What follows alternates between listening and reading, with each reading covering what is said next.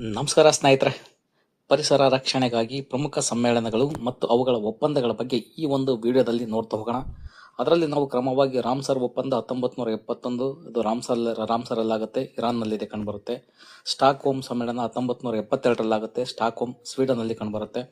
ಮತ್ತು ಸೈಟ್ಸ್ ಒಂದು ಈ ಸಮ್ಮೇಳನ ಪರಿಸರ ಸಮ್ಮೇಳನ ಏನಿದೆ 1973ರಲ್ಲಾಗುತ್ತೆ, ವಾಷಿಂಗ್ಟನ್ DC ನಡೆದು ಹೋಗುತ್ತೆ. ಮತ್ತು ನೆಕ್ಸ್ಟು ಬ್ರೆಂಟ್ ಲ್ಯಾಂಡ್ ಸಮ್ಮೇಳನ ಅಂದರೆ ಬ್ರೆಂಟ್ ಲ್ಯಾಂಡ್ ವರದಿ ಏನಿದೆ 1987ರಲ್ಲಾಗುತ್ತೆ. ಮತ್ತು ಮಾಂಟ್ರಿಯಲ್ ಒಪ್ಪಂದ 1987 ಮಾಂಟ್ರಿಯಲ್ ಆಗುತ್ತೆ. ಏಟ್ರಿ ಸಮ್ಮೇಳನ ಅಂತ ಏಟ್ರಿ ಏನಿದೆ ಇದು 1996 ಪಾಟ್ನಾದಲ್ಲಾಗುತ್ತೆ. ಜೈವಿಕ ವೈವಿಧ್ಯಮಯ ಮೇಲಿನ ಒಪ್ಪಂದ CBD ಅನ್ನೋದೇನಿದೆ ಇದು ರಿಯೋ ಡಿ ಜನೈರೋನದಲ್ಲಾಗುತ್ತೆ, ಅದು ಬ್ರೆಜಿಲಲ್ಲಿದೆ. ಇನ್ನು ಭೂಮಿ ಸಮ್ಮೇಳನ 1992ರಲ್ಲಾಗುತ್ತೆ, ರಿಯೋ ಡಿ ಜನೈರೋನಲ್ಲಾಗುತ್ತೆ. ಕ್ಯೂಟೋ ಒಪ್ಪಂದ 1997ರಲ್ಲಾಗುತ್ತೆ, ಕ್ಯೂಟೋದಲ್ಲಾಗುತ್ತೆ. ಕಾರ್ಟಜೈನಾ ಒಪ್ಪಂದ ಇದು 2000ರಲ್ಲಾಗುತ್ತೆ, ಮಾಂಟ್ರಿಯಲ್ಲಲ್ಲಿದೆ. ನೆಕ್ಸ್ಟ್ ಜಿನೆವಾ ಒಪ್ಪಂದ ಏನಿದೆ ಇದು 2025ರಲ್ಲಾಗುತ್ತೆ, ಇದು ಎಲ್ಲಿ ಕಂಡು ಬರುತ್ತೆ ಅಂದರೆ ಅದು ಆಮೇಲೆ ನೋಡ್ತಾ ಹೋಗೋಣ. ಹೀಗೆ ಇವುಗಳ ಒಂದು ವಿವರಣೆಯನ್ನು ನಾವು ಸಂಪೂರ್ಣವಾಗಿ ಒಂದೊಂದೇ ವಿವರಣೆಯನ್ನು ನೋಡ್ತಾ ಹೋಗೋಣ. ಬನ್ನಿ ಸ್ನೇಹಿತರೆ, ಒಂದೊಂದೇ ವಿಷಯವನ್ನು ನಾವು ನೋಡ್ತಾ ಹೋಗೋಣ. ಹಾಗಾದರೆ ಇದರಲ್ಲಿ ಫಸ್ಟ್ ಬರ್ತಕ್ಕಂಥದ್ದು ಯಾವುದು ಅಂತ ಬಂದಾಗ ನೋಡಿ, ರಾಮ್ಸರ್ ಒಪ್ಪಂದ ಅಂತ ಇದೆ.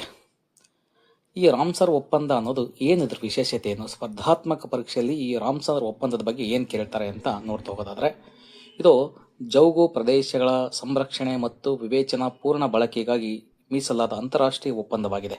ಅನೇಕ ಬಾರಿ ಎಕ್ಸಾಮ್ಸ್ ಅಲ್ಲಿ ಕೇಳ್ತಾರೆ ರಾಮ್ಸರ್ ಒಪ್ಪಂದ ಯಾವುದಕ್ಕೆ ಸಂಬಂಧಿಸಿದೆ ಅಂದರೆ ಇದು ಜೌಗು ಪ್ರದೇಶದ ಸಂರಕ್ಷಣೆ ಮತ್ತು ವಿವೇಚನಾ ಪೂರ್ಣ ಬಳಕೆಗಾಗಿ ಮೀಸಲಾತಿಯನ್ನು ಈ ಅಂತಾರಾಷ್ಟ್ರೀಯ ಒಂದು ಒಪ್ಪಂದ ಅಂತ ಹೇಳ್ತೀವಿ. ಹಾಗಾದರೆ ಸ್ಥಾಪನೆ ಯಾವಾಗ ಆಯ್ತಿತ್ತು ಅಂದರೆ 1971 ಫೆಬ್ರವರಿ 2ರಲ್ಲಿ ಸ್ಥಾಪನೆ ಆಗುತ್ತೆ. ಎಲ್ಲಿ ಸ್ಥಾಪನೆ ಆಯ್ತು ಅಂತ ಬಂದಾಗ ಇದು ಇರಾನಿನ ರಾಮ್ಸರ್ ನಗರದಲ್ಲಿ ಸ್ಥಾಪನೆ ಆಗುತ್ತೆ. ಹಾಗಾದರೆ ಯಾವಾಗ ಜಾರಿ ಆಯ್ತು ಅಂದರೆ 1975ರಲ್ಲಿ ಜಾರಿಯಾಗುತ್ತೆ. ಮತ್ತು ಭಾರತವು ಈ ಒಪ್ಪಂದಕ್ಕೆ 1982ರಲ್ಲಿ ಸಹಿ ಹಾಕುತ್ತೆ. ಭಾರತದಲ್ಲಿ ಪ್ರಸ್ತುತ 99 ರಾಮ್ಸರ್ ತಾಣಗಳಿವೆ. 99ನೇದು ಯಾವುದಂತ ಬಂದಾಗ ಶೇಖಾ ಜಿಲ್ ಪಕ್ಷಿ ಅಭಯಾರಣ್ಯ, ಇದು 99ನೇ ರಾಮ್ಸರ್ ಒಂದು ತಾಣವಾಗಿದೆ. ಬನ್ನಿ ಮುಂದಿನ ಒಂದು ಕಾನ್ಸೆಪ್ಟ್ ನೋಡೋಣ. ಸ್ಟಾಕ್ ಹೋಮ್ ಸಮ್ಮೇಳನ ಇದು 1972 ಜೂನ್ 5ನೇ ತಾರೀಕು ಆಗುತ್ತೆ. ಸ್ಥಳ ಸ್ಟಾಕ್ ಹೋಮ್, ಇದು ಸ್ವೀಡನ್ನಲ್ಲಿದೆ. ಆಯೋಜನೆ ಮಾಡಿದ್ದು ವಿಶ್ವಸಂಸ್ಥೆ ಯುನೈಟೆಡ್ ನೇಷನ್ಸ್ ಇದನ್ನ ಆಯೋಜನೆ ಮಾಡುತ್ತೆ. ಇದರ ವಿಶೇಷತೆ ಏನಂದರೆ ಪರಿಸರ ಸಂರಕ್ಷಣೆಗಾಗಿ ಜಾಗೃತಿ ಹೆಚ್ಚಿಸುವಂಥ ಕೆಲಸ ಮಾಡ್ತಕ್ಕಂಥದ್ದು. ನೆಕ್ಸ್ಟ್ ಅಭಿವೃದ್ಧಿ ಮತ್ತು ಪರಿಸರ ನಡುವೆ ಸಮತೋಲನವನ್ನು ಸಾಧಿಸುವಂಥ ಕೆಲಸ. ಮಾಲಿನ್ಯ ಮತ್ತು ನೈಸರ್ಗಿಕ ಸಂಪನ್ಮೂಲಗಳ ಸಂರಕ್ಷಣೆ ಬಗ್ಗೆ ಇದು ಚರ್ಚೆ ಮಾಡುವಂಥದ್ದು. ಸ್ಟಾಕ್ ಹೋಮ್ ಘೋಷಣೆಯನ್ನು ಬಿಡುಗಡೆ ಮಾಡಬಹುದು. ಅದರಲ್ಲಿ 26 ತತ್ವಗಳಿದ್ದು, ಅಂದರೆ ಇದು ಯುನೆಪ್ ಅಂತ ಕರ್ಕೊಳ್ತೀವಿ. ಅಂದರೆ ಇದು ಯುನೈಟೆಡ್ ನೇಷನ್ ಎನ್ವೈರನ್ಮೆಂಟ್ ಪ್ರೋಗ್ರಾಮ್ ಅಂತ ಸ್ಥಾಪನೆ ಆಗುತ್ತೆ. 5ನೇದು ಅಂದರೆ ಇದು 5 ಜೂನ್ ವಿಶ್ವ ಪರಿಸರ ದಿನಾಚರಣೆ ಎಂದು ನಾವು ಘೋಷಣೆ ಮಾಡ್ತಾ ಹೋಗ್ತೀವಿ. ಮತ್ತು ನೋಡಿ ನೆನ್ಪಿಟ್ಕೊಡ್ರಿ, ಅನೇಕ ಬಾರಿ ಎಕ್ಸಾಮ್ಸಲ್ಲಿ ಕೇಳ್ತಾರೆ ವಿಶ್ವ ಪರಿಸರ ದಿನಾಚರಣೆ ಯಾವಾಗ ಅಂತ ಬಂದಾಗ ನೀವು 5 ಜೂನ್ ಅಂತ ಆನ್ಸರ್ ಮಾಡ್ತಾ ಹೋಗಿ, ಅಂದರೆ ವಿಶ್ವ ಪರಿಸರ ದಿನಾಚರಣೆ ನೆನ್ಪಿಟ್ಕೊಡ್ರಿ. ಇನ್ನು ಇಂದಿರಾ ಗಾಂಧಿಯವರ ಹೇಳಿಕೆ ಏನಂದರೆ ಬಡತನವು ದೊಡ್ಡ ಮಾಲಿನ್ಯಕಾರಕ ಅಂತ ಹೇಳ್ತಾ ಹೋಗ್ತಾರೆ. ಅಂದರೆ ನಿಮಗೀಗ ರಾಮ್ಸರ್ ಒಪ್ಪಂದದ ಬಗ್ಗೆ ಮಾಹಿತಿ ತಿಳ್ಕೊಂಡ್ವಿ, ಮತ್ತು ಸ್ಟಾಕ್ ಹೋಮ್ ಸಮ್ಮೇಳನದ ಬಗ್ಗೆನೂ ಸಹಿತ ಮಾಹಿತಿಯನ್ನು ತಿಳ್ಕೊಂಡ್ವಿ. ಮುಂದೆ ನಾವು ಈಗ ಮತ್ತೆ ಒಂದು ವಿಷಯದ ಬಗ್ಗೆ ನೋಡ್ತಾ ಹೋಗೋಣ. ಬನ್ನಿ, ಅದು ಯಾವುದಂತ ಬಂದಾಗ ನೋಡಿ, ಪ್ರಮುಖವಾಗಿ ಇದು ಸೈಟ್ಸ್ ಅಂತ ಕರ್ಕೊಳ್ತೀವಿ. ಅಂದರೆ ಅಳಿವಿನಂಚಲ್ಲಿರುವ ಪ್ರಭೇದಗಳ ಅಂತಾರಾಷ್ಟ್ರೀಯ ವ್ಯಾಪಾರ ಸಮಾವೇಶ ಅಂತ ಕರ್ಕೊಳ್ತೀವಿ. ಅಂದರೆ ಏನು ಸರ್ ಸೈಟ್ಸ್ ಅಂದರೆ ಏನಂದರೆ ಇದು conversions of international trade for ನೋಡಿ ಎನರ್ಜಿಡ್ ಸ್ಪೀಸಿಯು ಅಂತ ಕರ್ಕೊಳ್ತೀವಿ. ಹಾಗಾದರೆ ಇಲ್ಲಿ ಮೊದಲನೇ ಸಭೆ ಯಾವಾಗ ಆಗುತ್ತೆ ಅಂದರೆ ಇದು 1973 ಮಾರ್ಚ್ 3ಕ್ಕಾಗುತ್ತೆ, ವಾಷಿಂಗ್ಟನ್ DC ಆಗುತ್ತೆ. ಇದು 1 ಜುಲೈ 1975ರಿಂದ ಜಾರಿ ಬರುತ್ತೆ. ಇದು ಸರ್ಕಾರಗಳ ನಡುವಿನ ಒಪ್ಪಂದವಾಗಿದ್ದು ಅಳಿವಿನಂಚಲ್ಲಿರುವ ಪ್ರಭೇದಗಳ ಅಂತಾರಾಷ್ಟ್ರೀಯ ವ್ಯಾಪಾರವನ್ನು ನಿಯಂತ್ರಿಸುವಂಥ ಕೆಲಸ ಇದು ಮಾಡುತ್ತೆ ಮತ್ತು ನಿಷೇಧಿಸುತ್ತೆ, ಇದ್ರ ಕೆಲಸ ಆಗುತ್ತೆ. ಹಾಗಾದರೆ ಸೈಟ್ಸ್ ಉದ್ದೇಶ ಏನಾಗಾದರೆ ಅಂತ ಬಂದಾಗ ಸೈಟ್ಸ್ನ ಉದ್ದೇಶ ಬಂದು ಅಳಿವಿನಂಚಲ್ಲಿರುವ ಪ್ರಭೇದಗಳನ್ನು ರಕ್ಷಿಸುವುದು, ಅಂತಾರಾಷ್ಟ್ರೀಯ ವ್ಯಾಪಾರವನ್ನು ನಿಯಂತ್ರಿಸುವುದು, ಜೈವಿಕ ವೈವಿಧ್ಯತೆಯನ್ನು ಸಂರಕ್ಷಿಸುವಂಥ ಕೆಲಸ ಮಾಡುತ್ತೆ ಸೈಟ್ಸು. ಬನ್ನಿ ಮತ್ತೆ ಮುಂದಿನ ವಿಷಯಕ್ಕೆ ಹೋಗೋಣ. ಬ್ರೆಂಟ್ ಲ್ಯಾಂಡ್ ವರದಿ ಅಂತ ಇದೆ. ಈ ವರದಿ 1987ರಲ್ಲಿ ಬಿಡುಗಡೆಯಾಗುತ್ತೆ.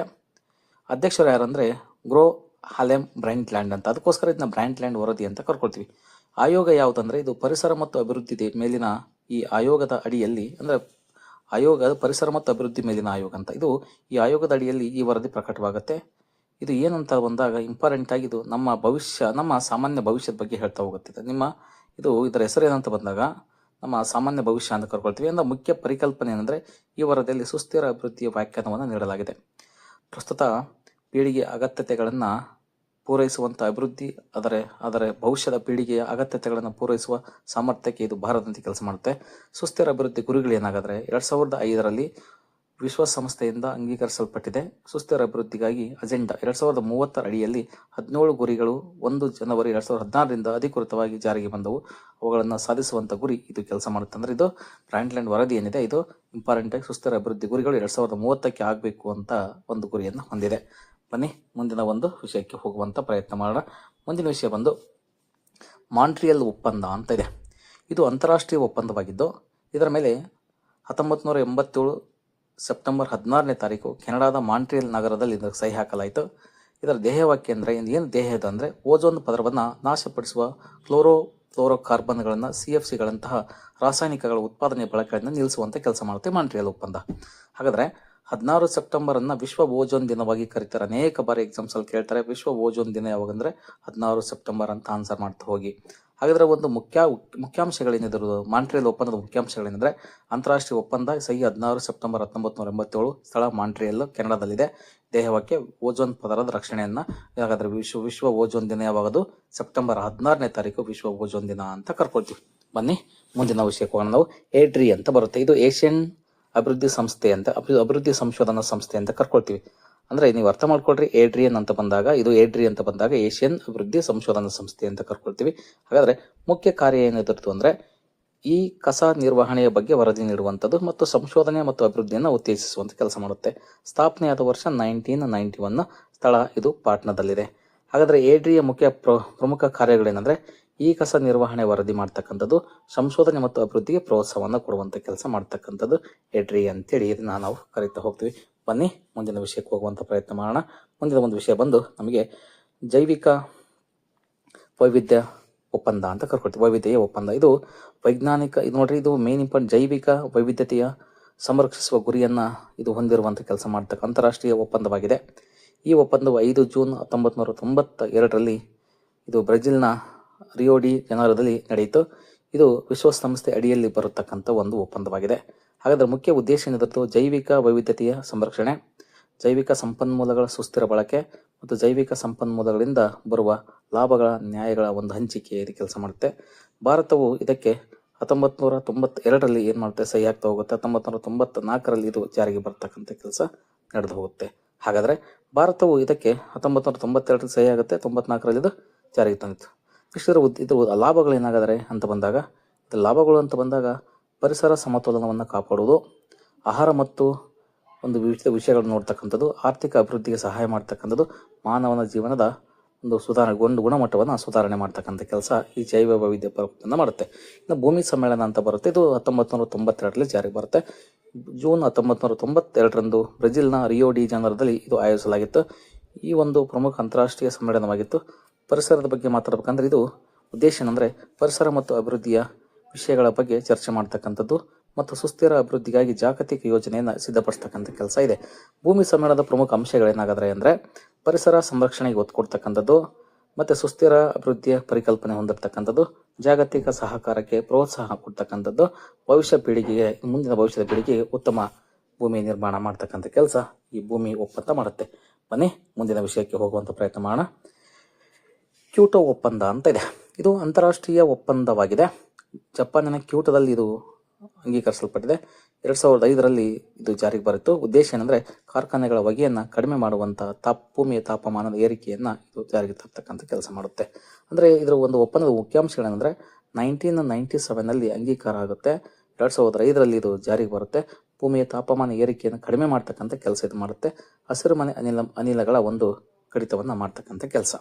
ನೆಕ್ಸ್ಟ್ ಬರುವಂಥದ್ದು ಅಂತ ಬಂದಾಗ ಕಾರ್ಟಜೆನಾ ಒಪ್ಪಂದ ಅಂತ ಬರುತ್ತೆ. ಇದು ಜೈವಿಕ ತಂತ್ರಜ್ಞಾನದ ಮಾರ್ಪಾಡಿನ ಜೀವಿಗಳ ಸುರಕ್ಷತೆ ನಿರ್ವಹಣೆಯನ್ನು ಖಚಿತಪಡಿಸಿಕೊಳ್ಳುವಂಥ ಒಪ್ಪಂದವಾಗಿದೆ. 29 ಜನವರಿ 2000ರಂದು ಇದು ಅಂಗೀಕಾರಗೊಂಡಿದೆ. ಸ್ಥಳ ಮಾಂಟ್ರಿಯಲ್ನಲ್ಲಿ ಕಂಡುಬರುತ್ತೆ. ಮಾಂಟ್ರಿಯಲ್ನಲ್ಲಿ ಇದೆ ಅಂದರೆ ಇದು ಕೆನಡಾದಲ್ಲಿದೆ. ಯಾವ ಒಪ್ಪಂದದ ಅಡಿಯಲ್ಲಿ ಜೈವಿಕ ವೈವಿಧ್ಯತೆಯ ಮೇಲಿನ ಒಪ್ಪಂದ ಅಡಿಯಲ್ಲಿ ಅಂದರೆ ಇದು ಯಾವ ಒಪ್ಪಂದ ಅಡಿಯಲ್ಲಿ ಅಂದರೆ ಜೈವಿಕ ವೈವಿಧ್ಯತೆಯ ಮೇಲಿನ ಒಪ್ಪಂದದ ಅಡಿಯಲ್ಲಿ ಬರುತ್ತೆ. ಮತ್ತು ಮುಖ್ಯ ಉದ್ದೇಶ ಏನಂದರೆ ಮಾರ್ಪಡಿಸಿದ ಬೆಳೆಗಳ ಸುರಕ್ಷಿತ ಬಳಕೆಯನ್ನು ಮಾಡ್ತಕ್ಕಂಥದ್ದು. ಮತ್ತು ನೆಕ್ಸ್ಟ್ ಆಮೇಲೆ ಇದು ಏನು ಮಾನವನ ಅಭಿವೃದ್ಧಿಗೆ ಸಂಬಂಧಪಟ್ಟಂಗೆ ಮಾರ್ಪಡಿಸಿದ ವಿವಿಧ ಜೀವಿಗಳ ಆಮದನ್ನು ತಪ್ಪು ಮಾಡ್ತಕ್ಕಂಥದ್ದು ಮತ್ತು ಕೆಲವೊಂದು ರಾಷ್ಟ್ರಗಳಿಗೆ ಮಾಹಿತಿಯನ್ನು ನೀಡ್ತಕ್ಕಂಥ ಕೆಲಸ ಮಾಡುತ್ತೆ.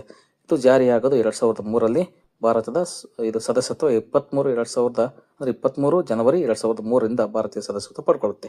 ಹಾಗಾದರೆ ಈ ಒಂದು ಕಾರ್ಟೇಜಿನ ಒಪ್ಪಂದದ ಮುಖ್ಯಾಂಶಗಳೇನೆಂದರೆ 29 ಜನವರಿ 2001 ಅಂಗೀಕಾರ ಆಯಿತು. ಸ್ಥಳ ಮಾಂಟ್ರಿಯಲ್, ಕೆನಡಾದಲ್ಲಿದೆ.